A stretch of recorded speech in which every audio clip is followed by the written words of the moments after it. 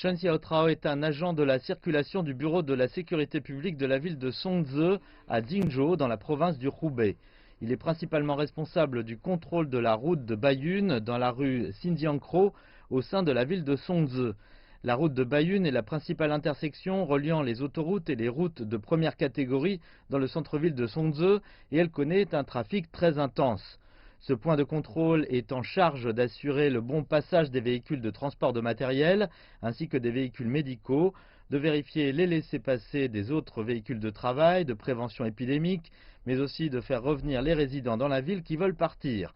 En raison de nombreux jours de travail intenses consécutifs, Shen Xiaotrao s'est évanoui sur la route il y a quelques jours. C'est principalement dû à la fatigue, du fait qu'il soit resté debout pendant longtemps, travaillant sur et en hypoglycémie, c'est pour cela qu'il s'est évanoui. Le capitaine a ordonné à Shen Xiaotrao d'arrêter immédiatement de travailler et de rentrer chez lui pour se reposer. Depuis le début de l'épidémie, Shen Xiaotrao vit seul en dehors de chez lui, son épouse Libo étant également en ligne de front, à l'hôpital, dans la bataille contre l'épidémie. Leur fils, qui vient tout juste d'avoir 1 an, a été envoyé chez sa grand-mère maternelle.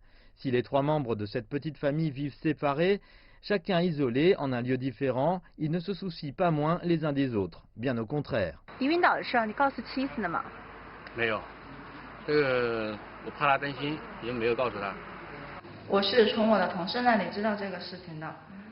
Lorsque je l'ai appris, ça m'a vraiment fait très mal au cœur. Il ne me le dit jamais quand il connaît des moments très difficiles. Il doit avoir peur que je ne m'inquiète. Libo est infirmière à l'unité de soins intensifs de l'hôpital populaire de la ville de Songzhe.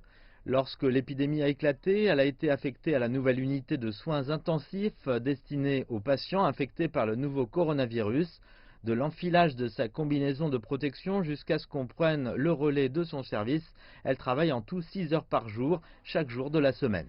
Durant cette période spéciale, c'est pareil pour tout le monde. C'est très difficile pour nous tous. Nous avons plus de 10 patients gravement malades. Il est de notre responsabilité d'en prendre bien soin. Elle travaille dans la zone des maladies graves, au plus proche du virus. En plus de son travail de haute intensité, elle a aussi beaucoup de pression psychologique. Je ne lui annonce généralement que les bonnes nouvelles, pas les mauvaises. Chaque jour, Shen Xiaotrao trouve un peu de temps pour un appel vidéo avec Libo. Fais attention et ce qu'ils se disent le plus l'un à l'autre. Suivre de près la situation et l'évolution de l'épidémie est devenu un devoir quotidien pour eux. S'encourager et se motiver mutuellement, c'est ainsi qu'ils expriment leur amour. On lui a demandé de prendre son poste le jour du premier anniversaire de notre fils. Ce jour-là, nous avons eu une petite réunion en toute simplicité. Elle est partie travailler après s'être coupé les cheveux. Shen Xiaotrao a immortalisé cette journée particulière et l'a partagée sur sa page WeChat. Notre petit trésor a tout juste 1 an et tout ce qu'on peut faire c'est de l'accompagner un petit peu.